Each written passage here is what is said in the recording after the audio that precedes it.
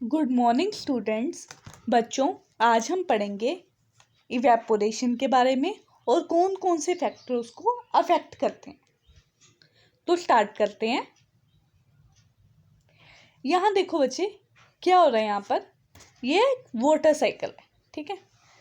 Water cycle आप सबने पढ़ा हुआ है कि रेन से पानी आता है, ग्राउंड वाटर में आता है, उसके बाद फिर इवेपोरेशन होती है, कंडेंसेशन होती है। काफ़ी ज़्यादा हमने ये प्रोसेसेस पढ़े हैं। तो यहाँ पर एक वर्ड आ रहा है इवेपोरेशन।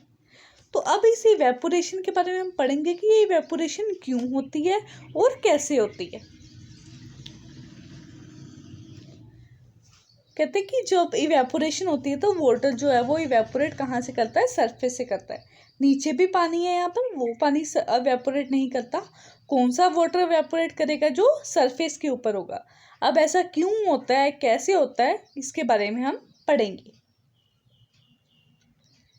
कहते हैं वाटर के पार्टिकल्स हमेशा मूव करते रहते हैं, तो उनके पास क्या होती है, काइनेटिक एनर्जी होती है, ठीक है। जो भी चीज़ मूव करती है उसके पास काइनेटिक एनर्जी होती है। जब सन की हीट पड़ती है पानी के ऊपर, तो जो सरफेस वाला वाटर होता है उसके वो गर्म हो जाता है, ठीक है। जो सरफेस पर वाटर होता है वो गर्म हो जाता है। तो गर्म होने से क्या होता है कि उनकी एनर्जी हाई हो जाती है या टेम्परेचर इंक्रीज हो जाता है। तो टेम्परेचर इंक्रीज होने से वो उनकी काइनेटिक एनर्जी और ज़्यादा इंक्रीज हो जाती है। तो जो सरफेस वाले पार्टिकल्स थे वाटर के, वो गैसियस स्टेट में जाने लग जाते हैं और लिक्विड से वाटर वेपर में बनकर मूव करने लग जाते हैं, ठीक है। तो यही this phenomena of a liquid changing into vapour at any temperature below its boiling point is known as evaporation. कहते हैं कि वो फिनोमेना जिसमें लिक्विड जो है वो वेपर में चेंज होता है ऐसे टेम्परेचर पर जो टेम्परेचर उसके बॉइलिंग पॉइंट से कम हो, उसको हम बोलते हैं इवेपोरेशन।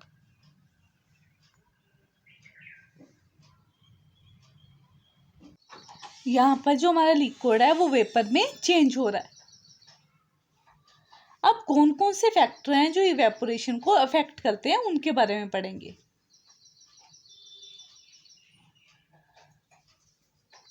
फैक्टर्स को पढ़ने से पहले हम एक एग्जाम्पल देखते हैं। देखो, फर्स्ट है कि गीले कपड़े ऐसे इकट्ठे करके रखे हैं।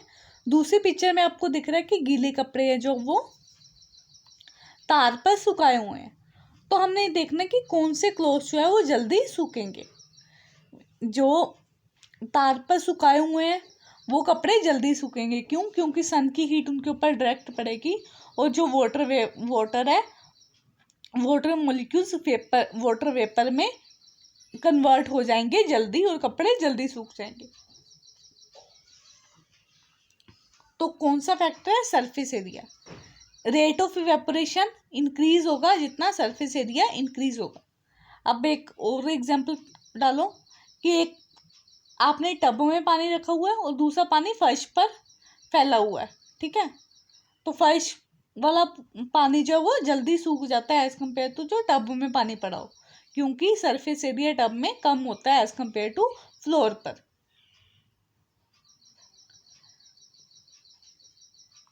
कहते हैं पार्टिकल्स जो है काइनेटिक एनर्जी गेन करते हैं वेपर्स में कन्वर्ट होने के लिए, ठीक है।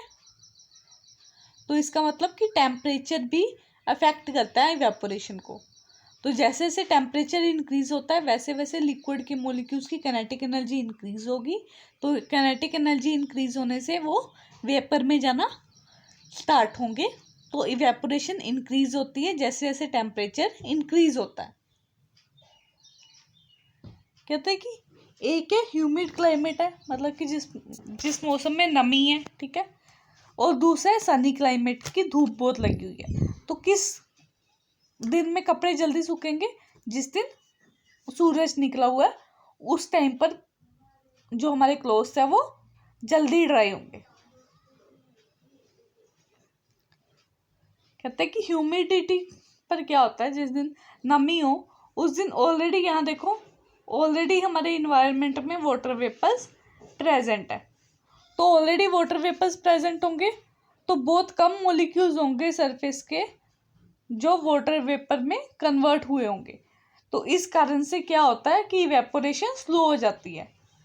तो ह्यूमिडिटी अगर इंक्रीज होगी तो इवेपोरेशन डिक्रीज होगी।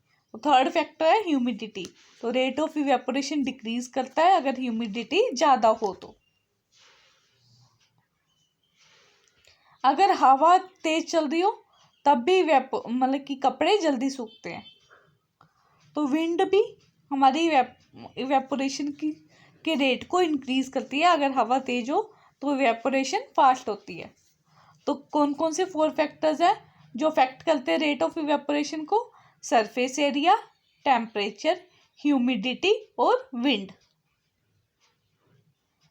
अब आ गया कूलिंग इफेक्ट ऑफ इवेपोरेशन, कि जब कोई चीज इवेपोरेट होती है तो हमें ठंडा क्यों महसूस होता है। देखो, कहते हैं कि जो बॉडी से हमारा स्वेट निकलता है, पसीना निकलता है, उसकी स्टेट क्या होती है, ठीक है, वो किस स्टेट में होता है, गैसेस में, सॉलिड में या लिक्विड में। तो जो हमारा स्वेट है, पसीना है, वो लिक्विड स्टेट में होता है, ठीक है। तो वो भी क्या होगा, जब उसके ऊपर हीट पड़ेगी तो वो इवेपोरेट होगा। तो जब हमारी स्किन के ऊपर ये स्वेट है, ठीक है, तो जब हीट पड़ रही है तो वो क्या हो रहा है, इवेपोरेट हो रहा है।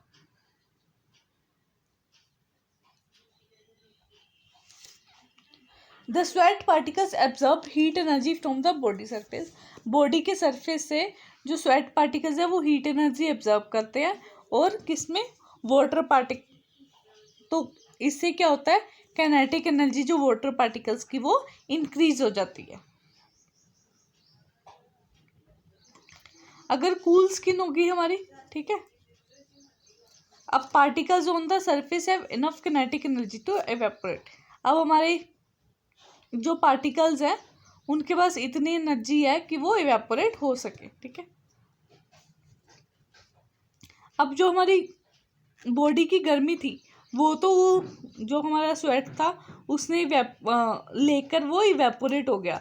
तो हमारी बॉडी को अब क्या मिली, कूलिंग मिली, क्योंकि हॉट जो गर्मी थी वो निकल गई, अब हमारे पास कूलिंग ही रह गई है। तो इसलिए हमें कूल फील होता है जब पसीना आया हो, ठीक है।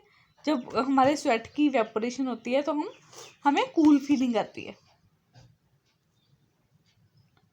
कहते हैं फैन के अंदर क्या होता है, विंड हमें पता है कि रेट ऑफ इवेपोरेशन को इंक्रीज करती है, तो हमारा जो स्वेट है वो इजीली से वेपराइज हो जाता है, इसलिए हमारी जो स्किन है वो जल्दी ड्राई हो जाती है और हमें ज़्यादा कूल फील होता है।